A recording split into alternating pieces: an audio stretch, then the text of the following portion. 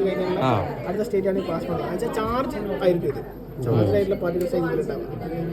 Charge അല്ല, നമ്മൾ ഈ ഗ്യാസായി നിൽക്കുന്ന സംഭവത്തിന് കുറച്ചും കൂടെ എനർജി കൊടുക്കുമ്പോൾ അത് ഇതിന് ഇങ്ങനെ ഉണ്ടാവും. അത് ഇതൊരു ബൾബ് പോലത്തെ ആ ഒരു കുറ്റിയില്ലേ, അതിലേക്കാണ് നമ്മൾ കറണ്ട് കൊടുക്കുക. അപ്പോൾ ഈ ഒരു ഇതിന് നിയോണും ആർഗണും ഫില്ല് ചെയ്തിട്ടുണ്ടാവും. 2 ഗ്യാസ് നിയോൺ ആർഗണും ഫില്ല് ചെയ്തിട്ടുണ്ടാവും. അതിൻ്റെ കളറാണ് ഈ ഒരു, അതാണ് ഇവിടെ ചാർജ് ചെയ്ത് അത് അയോണൈസ് ചെയ്തിരിക്കുന്ന ഒരു ഭാഗമാണ് ഈ ചാർജ് ചെയ്ത്.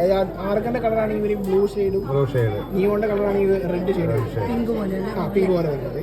പിന്നെ ഇതിൽ ഈ നൈട്രജൻ ഉണ്ട്. ഈ നൈട്രജൻ ഞാൻ ഇതിൻ്റെ അടുത്തേക്ക് വെക്കുമ്പോൾ കണ്ടോ, ആ നൈട്രജൻ ഇതേപോലെ ഒരു അയണൈസ് ചെയ്യപ്പെടുന്നുണ്ട്. അതിൻ്റെ ഒരു കളർ ഒരു വയലറ്റ്. സ്പെക്ട്രം അല്ല, അത് ചാർജാണ് ഇരിക്കുന്നത്. ചാർജായി നിൽക്കുന്ന സ്റ്റേറ്റ് വയലറ്റ് ആണ്. അത് ഓരോ ഇതിനും ഓരോ കളറായി വരിക. ബാക്കി ഇനി അത് ഇതിൽ അതില്ല, അത് കാർബണിൻ്റെ അതില്ല. പിന്നെ ഇത് ക്രിപ്റ്റോൺ എന്ന് പറയുന്ന എലമെൻ്റാണ്. അത് ഏകദേശം ഒരു വയലറ്റ് ആണ്. പക്ഷെ അത്രത്തോളം നൈട്രജൻ്റെ അത്രയും അത് ആകുന്നില്ല. പിന്നെ ഇത് എന്ന് പറയുന്ന എയറാണ്. നമ്മുടെ സാധാ വായുവിൽ വരുമ്പോൾ വയലറ്റാണ് വരുന്നത്. കാരണം വായുവിൽ കൂടുതലുള്ള നമുക്കറിയാം നൈട്രജൻ ആണ്. അതുകൊണ്ടാണ് ആ നൈട്രജൻ്റെ കളർ അത് കാണിക്കുന്നത്. ബാക്കി അത് ഇത് ഈ സാധനം വേറെ അല്ലാണ്ട് നമ്മൾ ഇതില്ലാണ്ട് ചെയ്യാൻ നോക്കിയതാണ്. ഇതേ കൺസെപ്റ്റ് വേറെ കളർ വരുന്നത് അത് റെഡി ആയി കിട്ടിയില്ല. ഇതേ സംഭവത്തിൻ്റെ ഇതിൻ്റെ ഒരു ബേസിക് ഐഡിയ വരുന്നത് ഇതിലാണ്. ടെസ്ല കോയിൽ എന്ന് പറഞ്ഞത് നിക്കോളാസ് ടെസ്ല കണ്ടുപിടിച്ചത് വയർലെസ് ആയിട്ട് കറണ്ടിനെ ട്രാൻസ്മിറ്റ് ചെയ്യുന്ന സംഭവമാണ് ഇത്. ടെസ്ല കോയിൽ ഈ സാധനമാണിത്. ഇതിനെ ഒരു കവറിങ് ഇട്ടിട്ട് ഒരു ഗ്യാസ് നടത്താൻ മതി.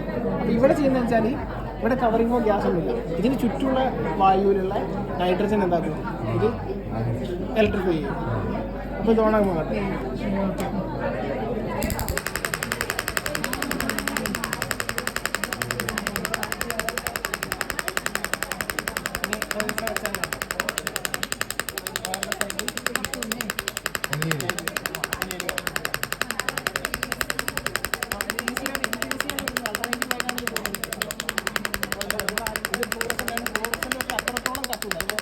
ചെറിയ രീതിയിലല്ലേ കത്തുന്നത്.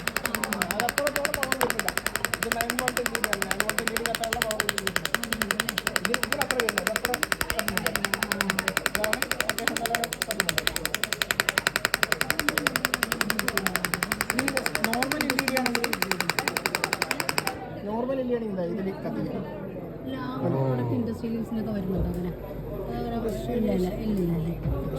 Physics related യൂസിനായിരുന്നു. അല്ലാണ്ട് പിന്നെ ഇപ്പോഴത്തെ വയർലെസ് ചാർജിംഗ് ഒക്കെ വരുന്നത് ഈ ഒരു കൺസെപ്റ്റ് മാത്രമല്ല, ഇതിൽ മാഗ്നറ്റിൻ്റെ കൺസെപ്റ്റും കൂടെ വരുന്നുണ്ട്. മാഗ്നറ്റിക് പൊന്തി നിൽക്കാൻ ഇതിനകത്ത് എന്തുവാ സംവിധാനം? ഇതെത്രയേ ഉള്ളൂ. ഇത് നമ്മുടെ ഈ 260 വോൾട്ടിൻ്റെ സാധാരണ അഡാപ്റ്റർ. അതിനെ വേറൊരു പ്യുവർലി ഇലക്ട്രോണിക്കൽ സാധനമാണ്. ഈ ട്രാൻസ്ഫോമർ പോലത്തെ സാധനം വെച്ചിട്ട് ഇതിൻ്റെ വോൾട്ടേജ് കൂട്ടി 5000 വോൾട്ടേജാണ്. അതുകൊണ്ടാണ് 5000 വോൾട്ടേജ് ഉണ്ടെങ്കിൽ ആ ഒരു സ്പാർക്ക് വരുന്നത്. അല്ല, എ സി മാത്രമേ അതാവുള്ളൂ. ഡി സിയിൽ അത് നമുക്ക് ഈ സാധനം കിട്ടില്ല. പക്ഷെ ഇവിടെ കറണ്ട് കുറവായിരിക്കും. കറണ്ട് ഇത് വോൾട്ടേജ് അത്രയും മടങ്ങ് കൂടിയപ്പോൾ അത്രയും മടങ്ങ് കറണ്ട് കുറഞ്ഞു. അതുകൊണ്ടാണ് ഇപ്പോൾ ഇത് തൊട്ട ഷോക്ക് അടിക്കുന്നില്ല.